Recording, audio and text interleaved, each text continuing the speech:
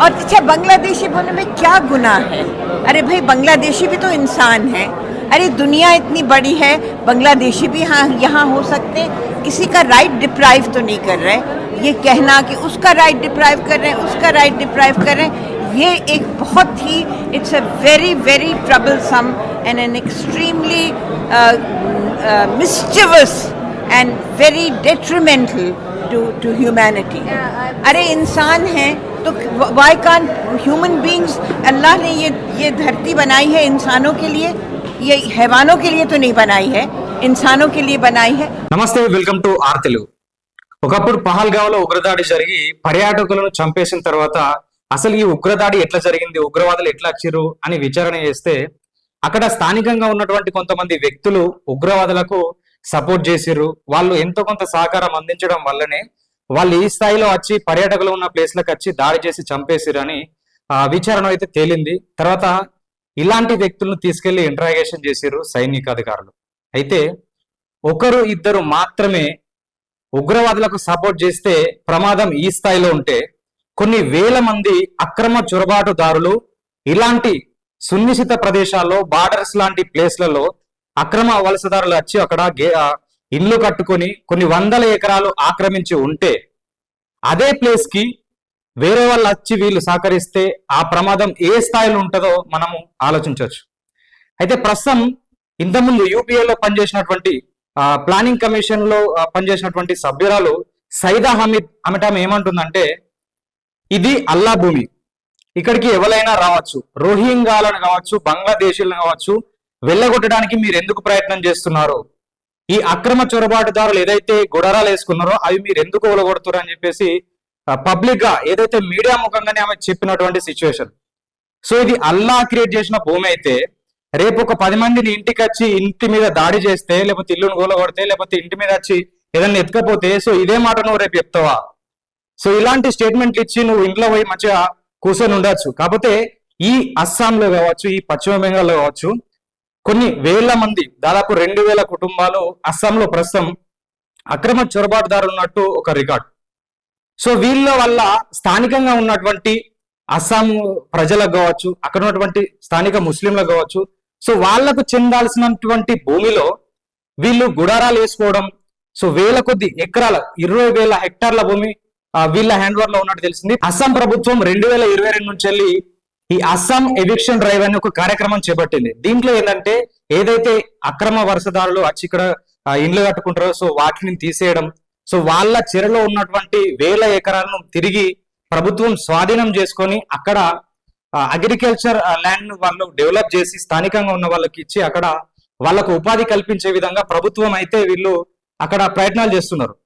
So ఇది అస్సాంలో జరుగుతుంది. కాకపోతే ఇలాంటి చర్య పశ్చిమ బెంగాల్లో, అక్కడ బెంగాల్లో అయితే స్టార్ట్ కాలేదు.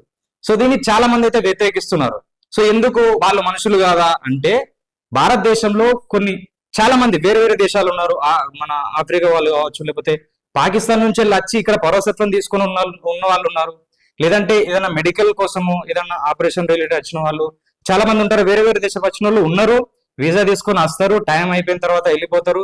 లేదంటే ఇక్కడ ఉండాలనుకున్న వాళ్ళు ఏదైతే భారత కార్యాలయం ఉంటుందో అక్కడికి వెళ్ళి వాళ్ళ డీటెయిల్స్ ఇచ్చి మేము ఇండియాలో ఉంటాం, మాకు ఇండియా నచ్చింది, ఇక్కడ పౌరసత్వం కావాలని వాళ్ళు అప్లికేషన్ పెట్టుకుంటారు. పెట్టుకున్న తర్వాత గవర్నమెంట్ సంవత్సరానికి గింత అని ఒక లిమిట్ ఉంటుంది, ఆ లిమిట్ ప్రకారం వాళ్ళు కూడా పౌరసత్వం ఇస్తారు. సో దానికి ఒక ప్రాసెస్ ఉంటుంది. సో అలా కాకుండా ఏదైతే బార్డర్లో ఏదైతే కొంచెం తక్కువ సెక్యూరిటీ ఉన్న ప్లేస్లో అక్కడికి వెళ్ళి చొరబాటుదారులు ఇక్కడికి వచ్చేసి సో ఎన్నో అక్కడ పనిలో చేరి వీళ్ళు నిర్మాణాలు వేసుకొని భూమిని ఆక్రమించి తర్వాత ఇక్కడ ఉన్నటువంటి కొంతమంది ఏదైతే పైసల కోసం పనిచేసి దేశ భద్రతకు ఇలాంటి ఆలోచన లేని వాళ్ళు ఏదైతే ఆధార్ కార్డులు ఇవ్వడం వాళ్ళకు కావచ్చు, లేకపోతే ఓటర్ ఐడి ఇవ్వడం, సో ఇలాంటి వాళ్ళ వల్ల ఇక్కడికి వచ్చి ఇక్కడనే తిష్ట వేసి ఇక్కడ రాజకీయాల్ని ప్రభావితం చేస్తున్నారు, ఇక్కడ ఉన్నటువంటి ప్రజలను ప్రభావితం చేస్తున్నారు. తర్వాత దేశ భద్రతకు వీళ్ళ వల్ల చాలా వరకు అయితే భంగం కాటిల్లే అవకాశం ఉంటది. ఎందుకంటే దేశం మీద ప్రేమ ఉన్నాడు మాత్రమే బయట దేశం నుంచి వెళ్ళి, అంటే బయట నుంచి వచ్చినటువంటి తీవ్రవాదులకు వ్యతిరేకంగా పనిచేస్తాడు, వాళ్ళను రానియడు. సో వీళ్ళు ఈ దేశమే కానప్పుడు వేరేటోడు వచ్చి నీకు 1 లక్షనో 2 లక్షలో ఇది ఇస్తా అన్నప్పుడు సో వీనికి దేశం మీద ప్రేమ లేనప్పుడు సపోర్ట్ చేసే అవకాశం కూడా ఉంటది. సో ఏదైతే పహల్గావ్లో జరిగింది కూడా దాదాపు అదే విషయమే ఉంటది. సో ఎవరికైతే దేశం మీద ప్రేమ ఉండదో వాడు మాత్రమే వేరే వాళ్ళకు సపోర్ట్ చేస్తాడు. సో ఇది చాలా సున్నితమైన అంశం కాబట్టి అస్సాం ప్రభుత్వం దీన్ని ఇది ఏదైతే ఎవిక్షన్ డ్రైవ్ అని ఒక ప్రోగ్రామ్ పెట్టి సో వాళ్ళని తీసేసే ప్రయత్నం చేస్తుంది. సో అక్కడ ఉన్నటువంటి ప్రజలు కూడా నిరసన చేస్తున్నారు. ఏమనంటే మీరు వీళ్ళ గుడారాలను కూల్చేయడం వల్ల వీళ్ళు మళ్ళీ మా ఇండ్ల మీదకి వస్తున్నారు. సో ఎక్కడ దొరికితే ఇక్కడ మళ్ళా గుడారాలు వేసుకునే ప్రయత్నం చేస్తున్నారు. సో మా భూములు ఆక్రమిస్తున్నారు అని వాళ్ళు నిరసన చేస్తున్నారు. సో వాళ్ళ వల్ల మాకు ఇబ్బంది అవుతుందని చెప్పేసి.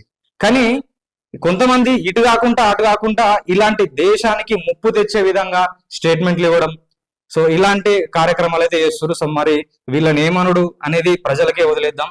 సో ఏదైనప్పటికీ ఈ ప్రజాస్వామ్య దేశంలో రాజకీయాలకు అతీతంగా దేశ భద్రతకు, దేశానికి సంబంధించిన విషయాల్లో అందరూ ఒక్కటిగా ఉండాలనేది ఒక గట్టి అంశం.